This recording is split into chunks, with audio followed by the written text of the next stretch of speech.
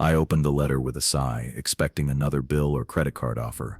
Instead, I found heavy cream-colored stationery with an embossed letterhead, Smith & Associates Attorneys at Law. My first thought was that I'd screwed up somehow, maybe forgotten to pay a parking ticket that had escalated into something worse. Dear Mr. Mitchell, it began.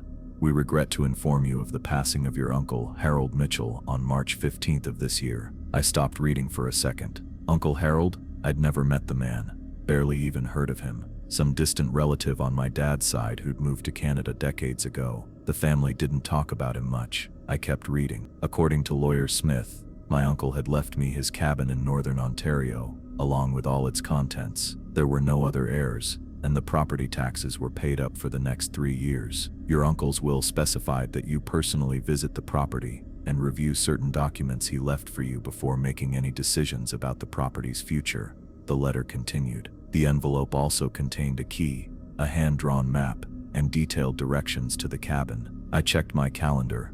I had some vacation time coming up, and honestly, a few days in the Canadian wilderness sounded pretty good. My job at the tech company had been grinding me down lately, and I couldn't remember the last time I'd been anywhere without cell service. 3 weeks later, I found myself driving north on increasingly narrow roads. My GPS had given up about an hour ago, leaving me with just the lawyer's directions and the hand-drawn map. The rental car bounced over potholes as pine trees crowded closer to the road. Turn right at the lightning-struck pine, the directions read. I almost missed it. A tall tree split down the middle, its top half blackened and dead. The dirt road beyond it looked like it hadn't seen traffic in months. After another 20 minutes of crawling along at 15 miles per hour, I finally spotted it. A small cabin nestled against the tree line. It looked exactly like the kind of place a reclusive uncle would hole up in. The windows were boarded up, and the wooden porch sagged in the middle like it might give way if you stepped on it wrong. I parked and sat there for a minute,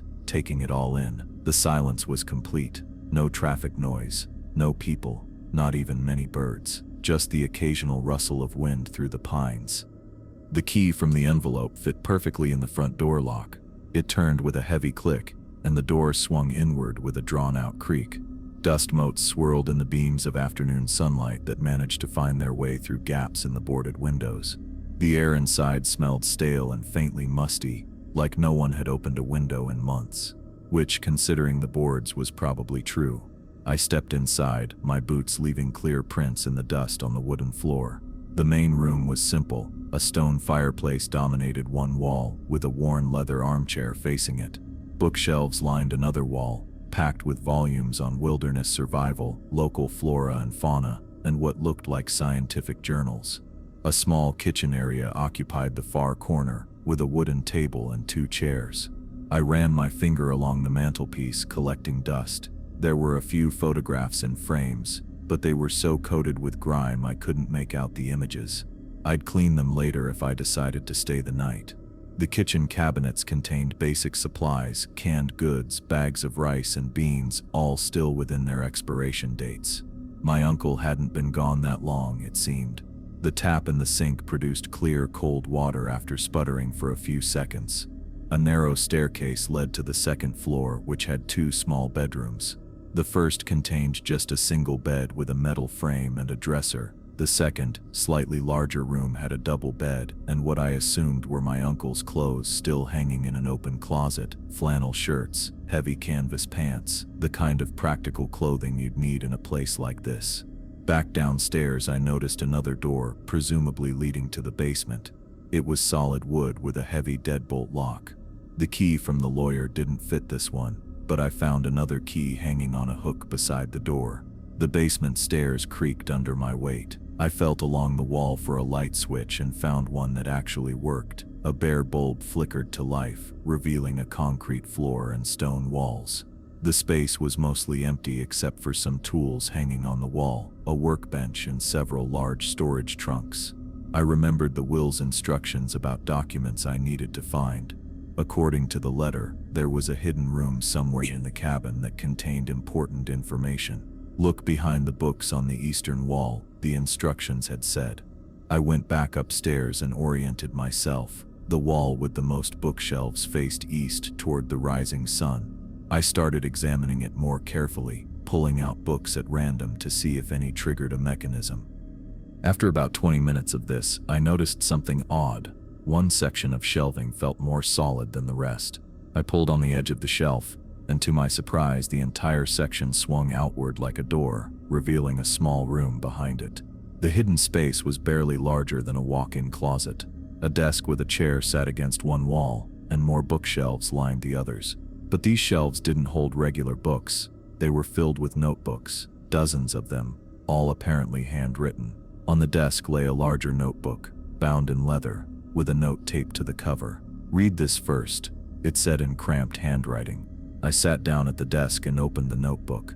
The first page was dated about 15 years ago. As I began to read, I realized this was my uncle's journal, but not just any journal. The entries detailed his experiences with what he described as supernatural entities that appeared around the property at night. According to my uncle, these weren't just random ghost sightings or paranormal events. He had documented specific patterns, behaviors, and most importantly, rules for staying safe. 5 rules to be exact, each underlined multiple times and annotated with additional observations. I flipped through the pages, reading entries at random.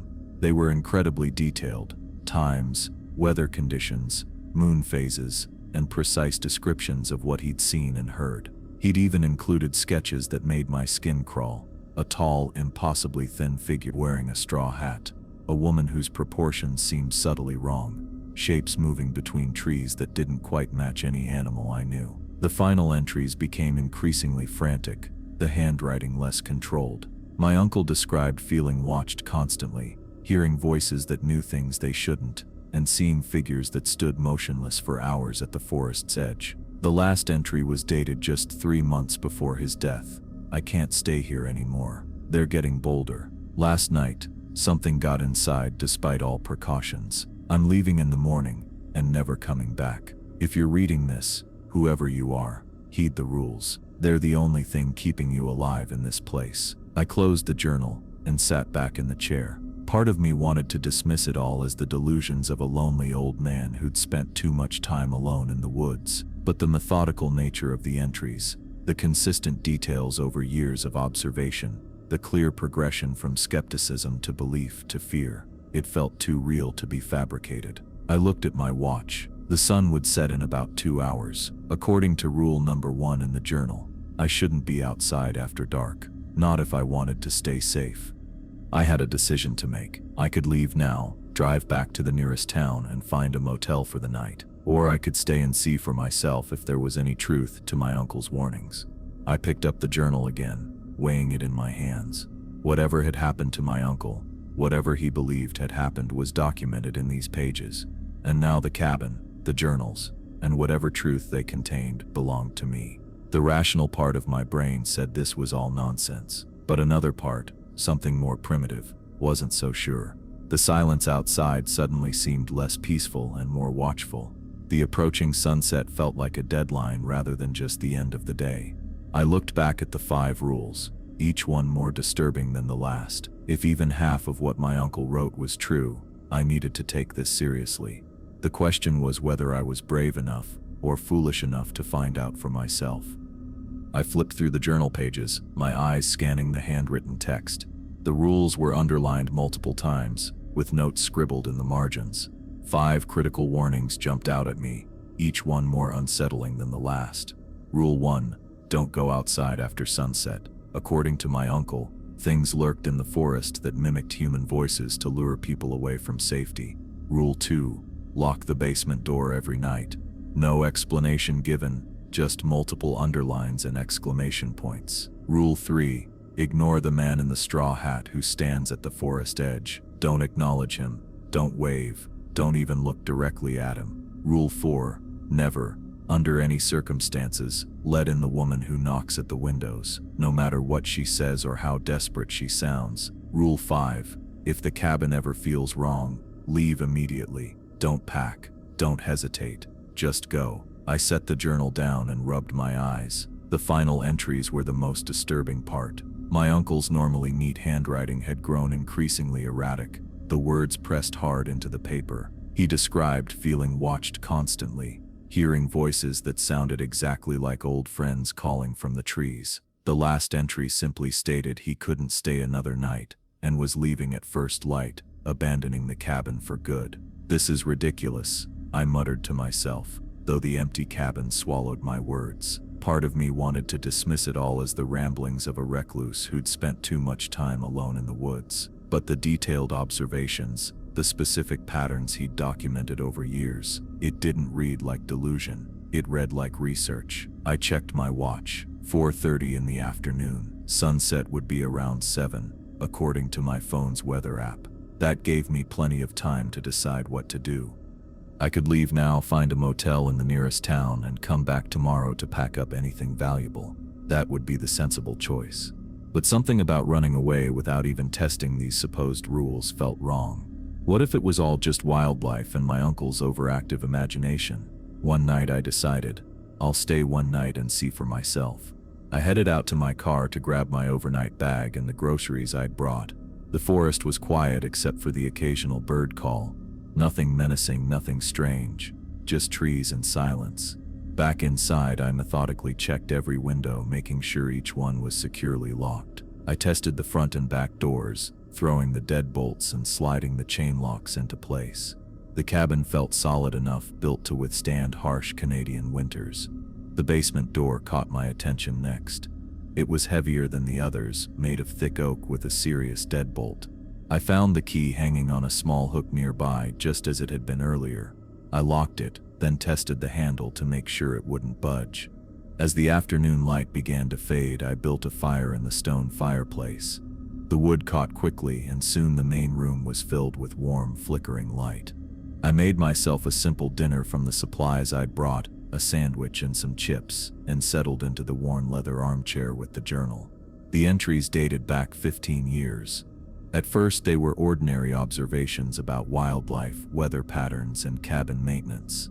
But around the 3-year mark, the tone changed.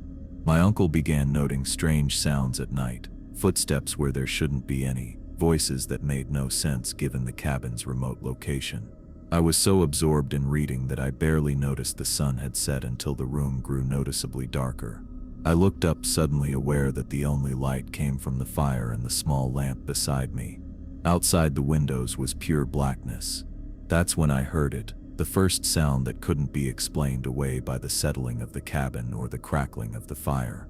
Footsteps crunching slowly through the fallen leaves outside. They circled from the front of the cabin around to the side, deliberate and unhurried. I froze, the journal clutched in my hands. The footsteps paused near the kitchen window, then continued around to the back of the cabin. "Just an animal," I whispered to myself. "Probably a deer, but deer don't wear boots." And whatever was out there definitely sounded like it was wearing boots. The footsteps completed their circuit of the cabin and started again. This time they were joined by something else. Voices. Distant at first, calling from deep in the forest. I couldn't make out words, just the cadence of human speech carried on the night air. I remembered Rule 1. Don't go outside after sunset. The entities mimic human voices.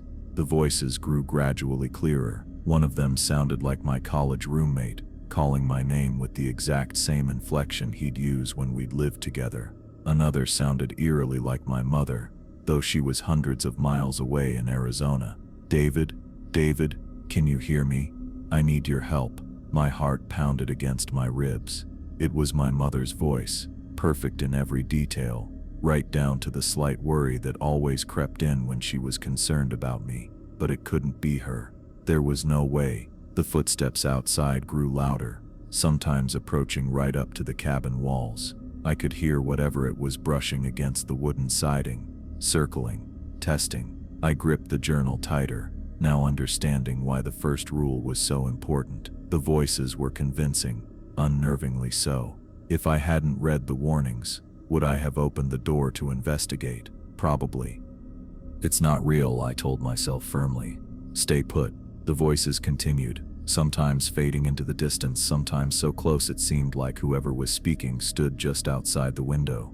I heard my name called by people I knew, people I hadn't spoken to in years, each voice perfectly reproduced.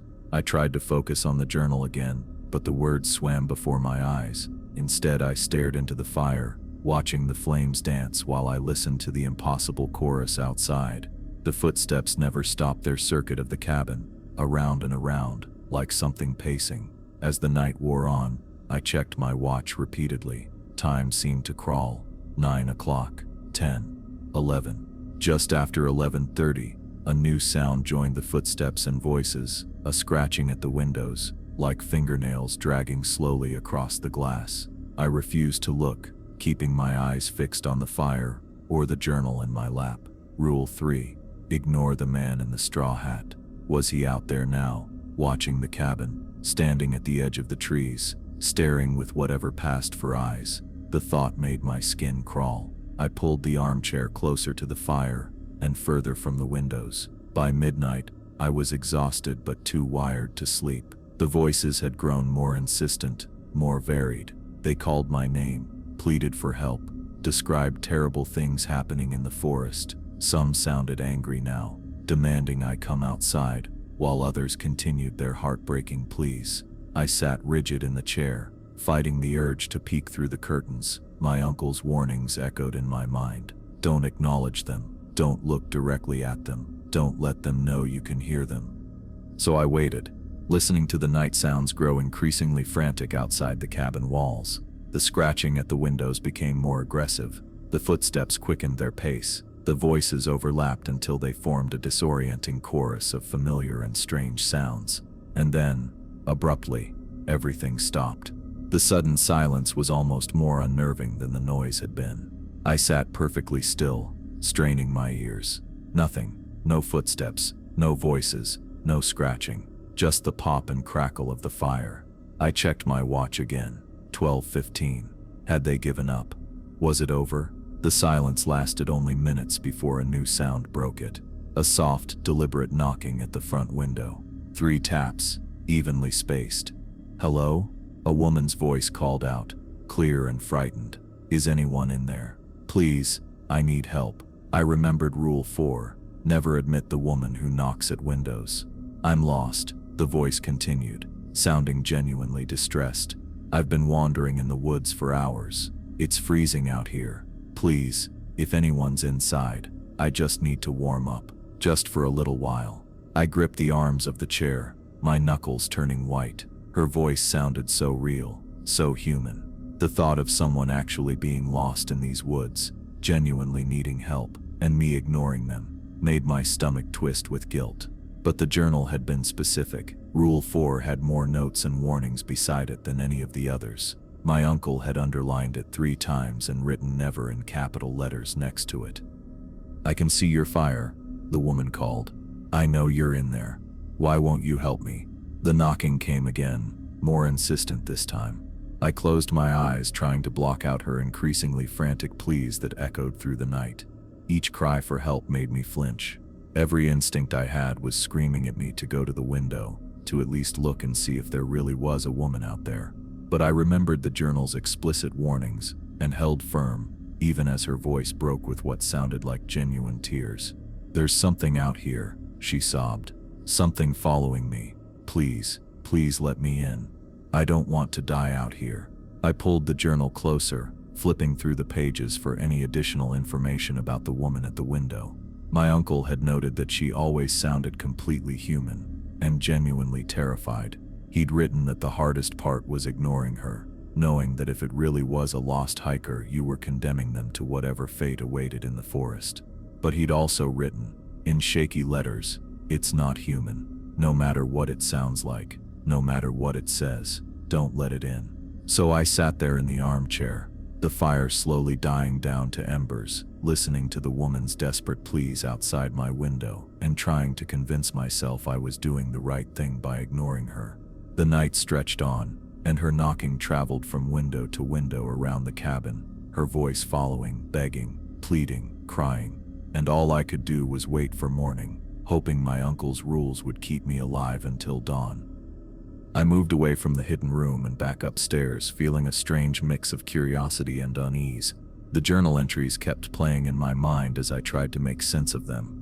Part of me still thought this was all just the paranoid ramblings of a lonely old man who'd spent too much time alone in the woods. But another part couldn't ignore the detailed observations, the consistent patterns, the sheer conviction in those pages. I decided to check outside one more time before it got completely dark. The sun was getting lower, casting long shadows across the clearing around the cabin. I walked to the front window and pulled back the curtain slightly. That's when I saw him. At the edge of the tree line stood a figure, a man wearing a wide-brimmed straw hat. He was unnaturally still, facing directly toward the cabin. Even from this distance, I could tell he was staring right at me. Something about his proportions seemed wrong. Too tall, too thin, like a scarecrow given life. Rule 3 flashed in my mind: never acknowledge the man in the straw hat at the forest edge. I immediately stepped back from the window, letting the curtain fall back into place. My heart hammered in my chest. I tried to rationalize what I'd seen.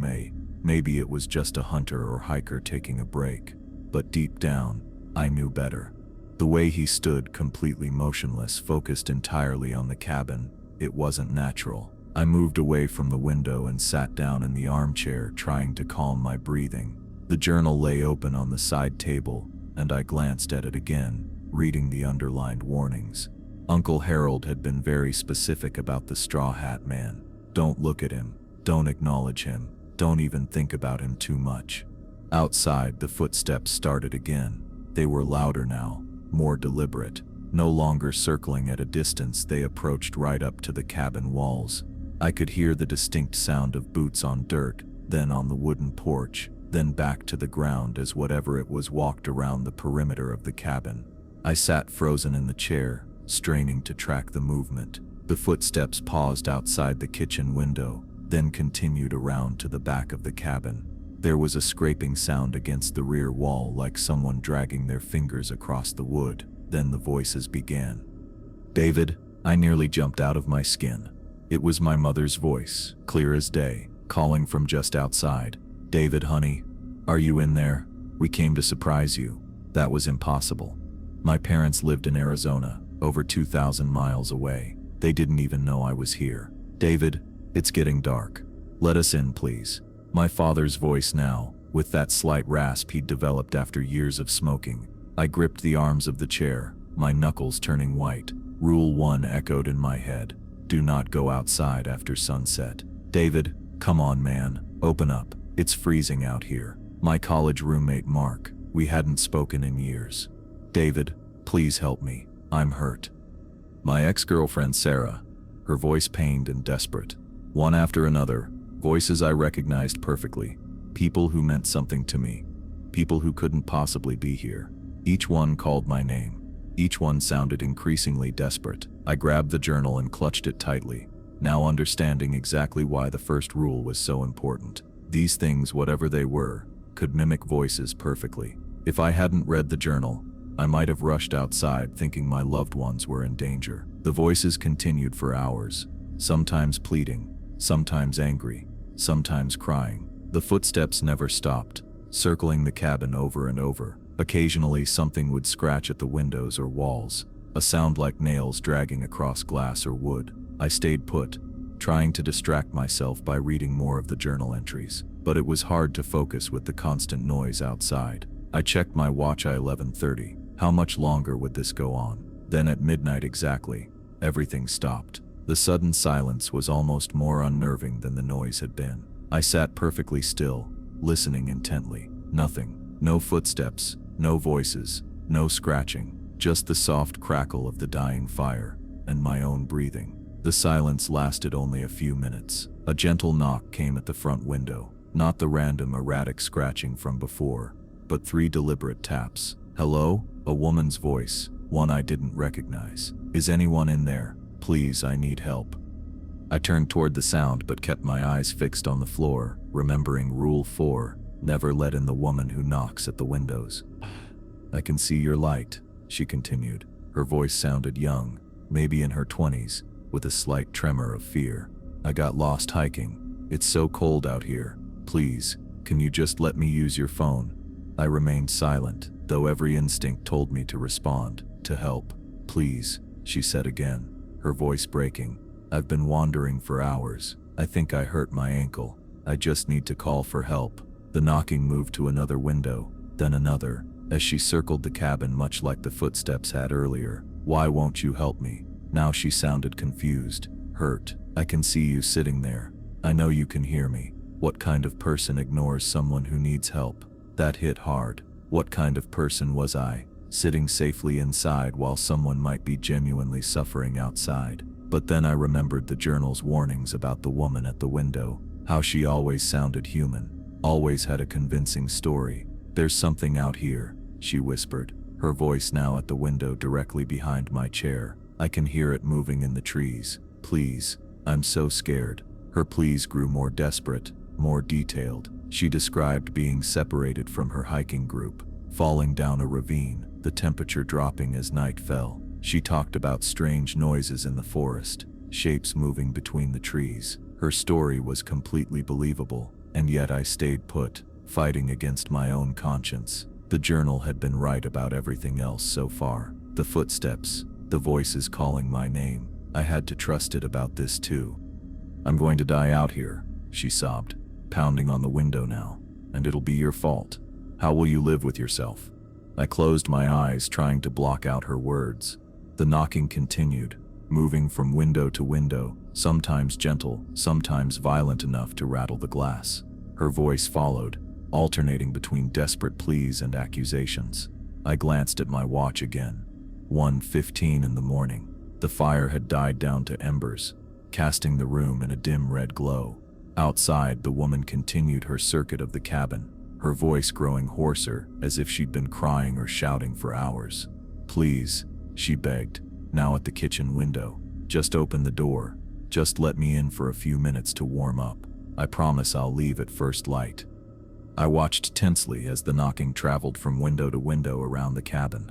It started at the front, then moved to the side, each knock deliberate and patient. I stayed frozen in the armchair, gripping the journal so tight my knuckles turned white. "I can see you in there," the woman called, her voice carrying clearly through the glass. "Why won't you help me? Please, I'm right outside your window." I swallowed hard. She sounded so normal, so genuinely frightened. Part of me wanted to look, to confirm what my uncle's journal had warned about, but I kept my eyes fixed on the fireplace where the last embers glowed orange in the darkness. "Please," she called again, her voice breaking. "There's something out here in the forest. I've been walking for hours. I'm lost, and I think my ankle's twisted. I just need to use your phone." The knocking moved to the kitchen window now. I heard her footsteps on the wooden porch as she limped around the perimeter of the cabin. How did she know where all the windows were in the dark? The thought made my skin crawl. "I know you're in there," she said, her voice closer now. "I can see your fire. Please, I'm scared. There's something following me in the woods." I felt like the worst person in the world. What if she really was just a lost hiker? What if my uncle had been wrong? But then I remembered the detailed notes, the observations recorded over years, the increasingly frantic final entries. I thought about the man in the straw hat I'd seen at the forest's edge earlier. No, my uncle hadn't been crazy. "There are things out here," she continued, her voice trembling. "I hear them moving through the trees. They call out with voices that sound like people I know. Please, I just need to come inside for a little while." That detail made my blood run cold. How would she know about the voices unless she was one of them? The journal had been clear. The woman at the windows was not human, no matter how convincingly she begged. The knocking continued its circuit, window to window, for what felt like forever. I checked my watch. It had been about half an hour since she first appeared. My legs ached from sitting tensely in the same position, but I didn't dare move. "Why won't you even look at me?" she asked, her voice suddenly changing. The gentle, frightened tone shifted into something harder. "I know you can hear me. What kind of person ignores someone who needs help?" I closed my eyes, trying to block out the guilt. The fire had died down to almost nothing, and the cabin was growing colder by the minute. I didn't dare get up to add more wood. "Fine," she snapped after several more minutes of unanswered pleas. "If you won't help me, I'll just have to help myself." The knocking changed then, becoming a violent pounding that shook the entire window frame. I jumped at the sudden noise, nearly falling out of the chair. "Let me in," she screamed, her voice no longer even attempting to sound human. It had dropped several octaves, becoming a guttural growl that no human throat could produce. "Let me in now." The pounding intensified, moving rapidly from window to window, faster than any person could run. It was at the front, then the back, then the side, all within seconds. The glass rattled in its frames, and I was terrified it might shatter. "I've been patient," the thing outside howled. "I've been so patient. Let me in." I pulled my knees up to my chest, making myself as small as possible in the armchair. The journal had been right. Whatever was out there wasn't human at all. It had just been wearing a human voice like a disguise, and now that disguise was slipping. The violent pounding continued for what must have been another hour. I kept checking my watch, watching the minutes crawl by. The thing outside alternated between inhuman screaming and occasional returns to its female voice, though even those attempts now sounded wrong, like something trying to remember how to sound human and not quite managing it. "You'll have to sleep eventually," it said in a sing-song voice that made my skin crawl. "And when you do, I'll find a way in." They always do. They? Had there been others before my uncle? The thought made me feel sick. Finally, around 2 in the morning, the pounding began to fade. The intervals between knocks grew longer, and the voice became quieter, as if moving away from the cabin. I checked my watch again. 1:57. Had it given up? I waited, barely breathing, listening for any sound outside. For several minutes there was nothing but silence. I allowed myself to relax slightly, uncurling from my defensive position in the chair. My muscles ached from being tense for so long. "Maybe it's over," I whispered to myself, needing to hear a human voice, even if it was just my own. I stood up cautiously, stretching my stiff legs. The fire had died completely, leaving the cabin in darkness, except for the faint moonlight filtering through the curtains. I considered lighting a lamp, but decided against it. Better to stay in the dark where nothing outside could see me clearly. I moved to the kitchen, careful to stay away from the windows, and poured myself a glass of water. My throat was dry from fear. As I drank, I tried to make sense of what had happened. The journal entries weren't delusions. Everything my uncle had written about was real. The man in the straw hat, the voices in the forest, the woman at the windows, all of it. I leaned against the kitchen counter, feeling slightly calmer now that the immediate threat seemed to have passed. But as I stood there in the darkness, something changed. It started subtly, a shift in the air pressure that made my ears pop. The temperature seemed to drop several degrees in seconds. I shivered, but it wasn't just from the cold. Something felt wrong. The air in the cabin suddenly felt heavy, thick, almost difficult to breathe. It reminded me of the oppressive atmosphere before a severe thunderstorm, but concentrated and intensified. I set my glass down, my hand trembling. A sense of dread washed over me, so powerful and overwhelming that I nearly gasped. It wasn't just fear, it was deeper than that, more primal. Every instinct I had was screaming that something was terribly wrong. I remembered the 5th rule from my uncle's journal: leave immediately if the cabin feels wrong. Don't pack, don't hesitate, just go. The feeling intensified with each passing minute. The darkness in the corners of the room seemed to deepen, to gather and concentrate. I couldn't see anything unusual, but I could feel it, a presence, a weight, a wrongness that hadn't been there before. I checked my watch again, 3:05 in the morning. The woman at the windows had stopped her assault an hour ago, but this new feeling was worse somehow, more immediate, more dangerous. With growing horror, I realized what it meant. The journal had warned about entities that tried to get in from outside, but this feeling, this suffocating, overwhelming sense of dread, could only mean one thing. Something was already inside the cabin with me.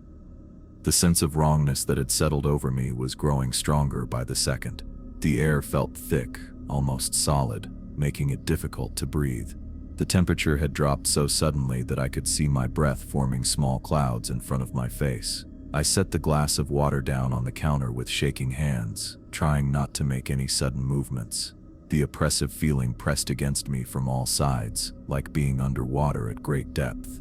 My heart hammered in my chest as I glanced toward the front door. It seemed miles away. "Stay calm," I whispered to myself, though my voice sounded strange and muffled in the heavy air.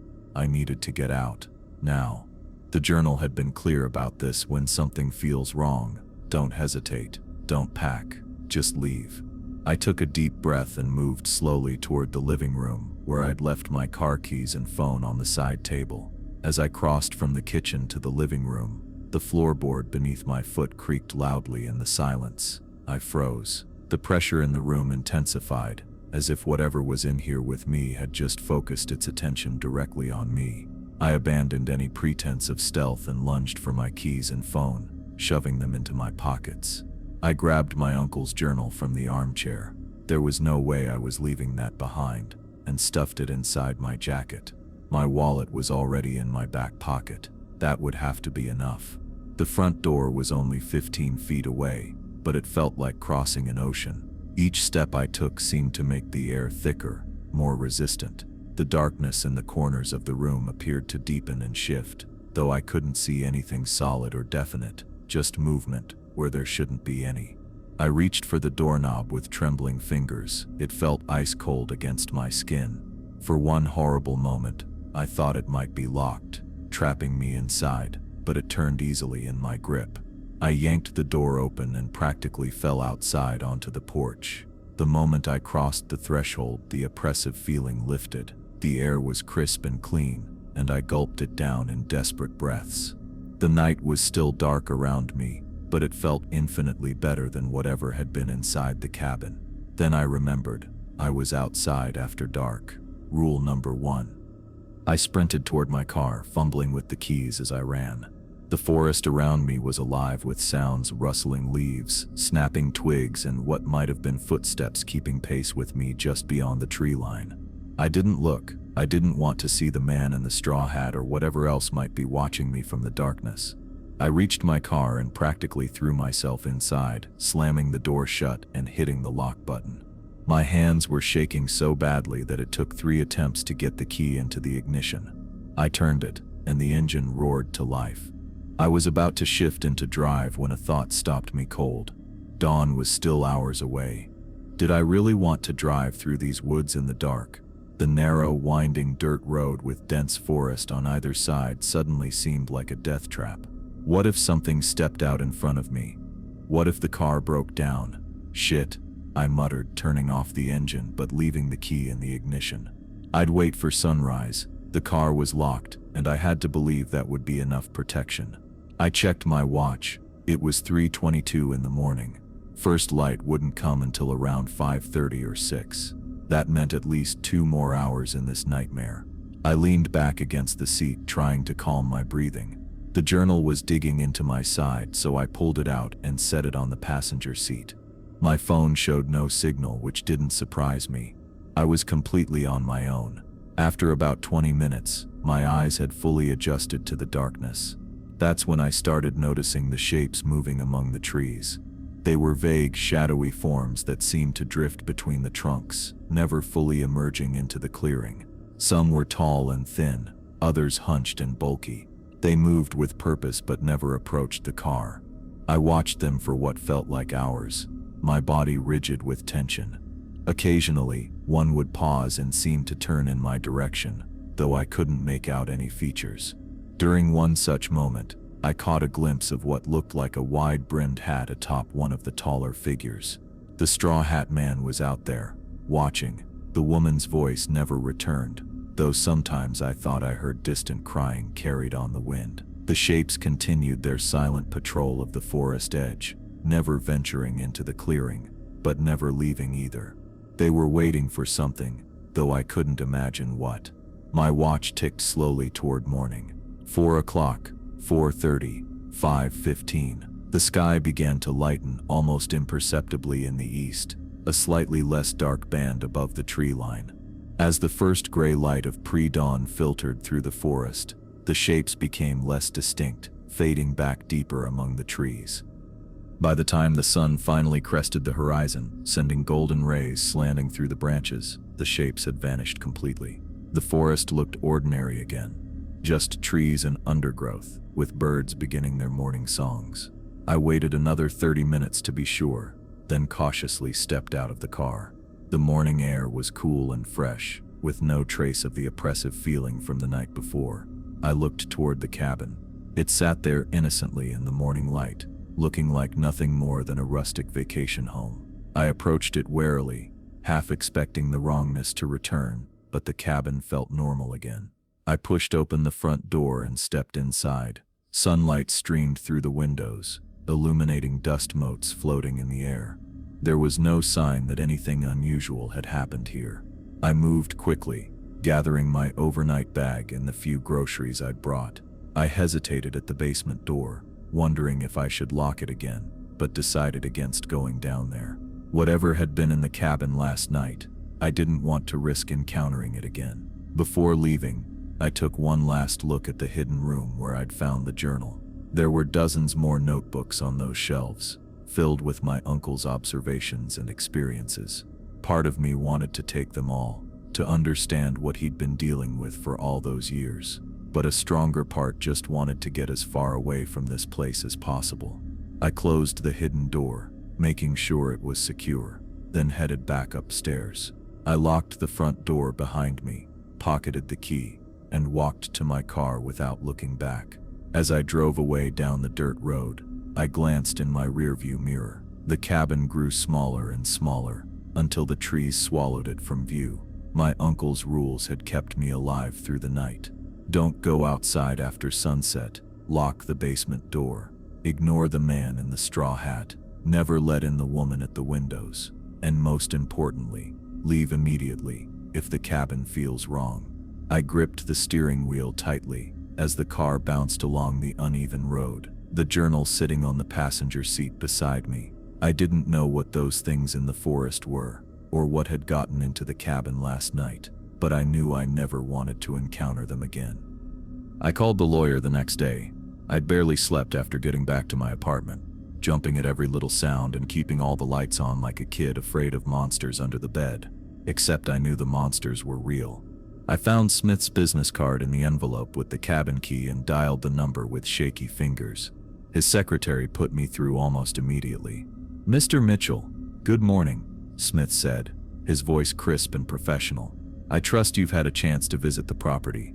"Yeah, I did," I said, running a hand through my hair. "Listen, I want to sell it, as soon as possible." There was a brief pause on the line. I expected questions, maybe some attempt to talk me out of it since the place had been in the family, technically speaking. But Smith just cleared his throat. "I see, that won't be a problem. Your uncle actually left specific instructions for this scenario." I sat up straighter. "What do you mean, this scenario?" "For the eventuality that you might wish to sell rather than keep the property," Smith said, his tone carefully neutral. "He made arrangements for a quick sale, if that was your preference." Something about his careful wording bothered me. Did he expect me to want to get rid of it? Another pause. "Your uncle was thorough in his planning." I thought about the journal, about the meticulous notes and observations. "Yeah, thorough was one way to put it. Has anyone else reported?" I trailed off, not sure how to phrase it without sounding crazy. "Have there been any strange experiences reported in that area of the forest? By previous owners, maybe?" The silence stretched long enough that I thought we might have been disconnected. "Mr. Smith, I'm here," he said finally. "And yes, to answer your question, several previous owners abandoned the property under similar circumstances." My stomach dropped. "Similar circumstances? I'm not at liberty to discuss the specifics," Smith said, his voice dropping slightly. "Client confidentiality. But your uncle was not the first to report unusual occurrences." I wanted to press him for details, but something in his tone told me I wouldn't get much more. Besides, I wasn't sure I wanted to know. "How quickly can we sell it?" I asked instead.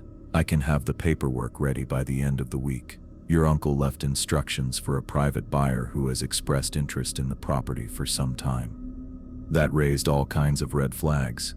Someone wants to buy that place, knowing what's out there? "The buyer has specific interests," Smith said carefully. "The sale price is quite generous. I believe you'll find it more than fair." I didn't care about the money. I just wanted to be done with it all. "Fine. Whatever. Send me the paperwork." We wrapped up the details and I hung up feeling unsettled. Who would want that cabin? And why? I kept the journal. I couldn't bring myself to throw it away. even though part of me wanted to burn the thing and forget everything I'd experienced. It sat on my bookshelf, and sometimes when I couldn't sleep, I'd take it down and reread sections. Each time I noticed details I'd missed during that terrifying night. My uncle had tracked the movements of the Straw Hat Man for years, noting that he appeared most frequently during the new moon. The woman at the window seemed to target newcomers to the cabin, people who wouldn't know the rules. And there were sketches of other entities I hadn't encountered, thank God, including something that looked like a child, but moved on all fours like an animal. I spent hours researching local forest legends, looking for anything that might match what my uncle had described. I found plenty of stories about haunted woods and mysterious disappearances in the Canadian wilderness, but nothing that specifically matched the Straw Hat Man or the woman at the window. It was like they existed only in that small pocket of forest around the cabin. The sale went through quickly, just as Smith had promised. I signed the papers without reading most of the fine print and deposited the check, which was indeed generous. I tried to put the whole experience behind me, but sometimes I'd wake up in the middle of the night, convinced I'd heard someone calling my name from outside my apartment window. I'd lie there, heart pounding, until I convinced myself it was just a dream or the wind or a neighbor coming home late. On particularly dark nights, I'd find myself getting up to double-check that all the doors and windows were locked. I'd installed extra deadbolts after coming back from the cabin, much to my landlord's annoyance. But I couldn't shake the memory of the woman's knocking, the way her voice had shifted from human to something else entirely. And I never forgot the fifth rule, the one that had saved my life: when something feels wrong, leave immediately. Don't pack, don't hesitate, just go. That feeling of wrongness, of something invading a space that should be safe, I could still feel it sometimes, like a cold spot in an otherwise warm room. I'd catch myself holding my breath, listening for footsteps or knocking that wasn't there. I kept the journal in my nightstand drawer now, where I could reach it easily. Not that it would protect me, but it was a reminder that I wasn't crazy, that what I'd experienced was real, even if I couldn't explain it. Sometimes I wondered about the buyer, about what they wanted with that cabin, and if they knew what waited in the woods at night. I thought about calling Smith again to ask, but I always stopped myself. Better to leave it all behind. Better to forget. Except I couldn't forget. Not really. Not when I still checked the locks 3 times before bed. Not when I still flinched at unexpected knocking. Not when I still woke up sometimes, heart racing, certain that something was standing just outside my window waiting for me to look.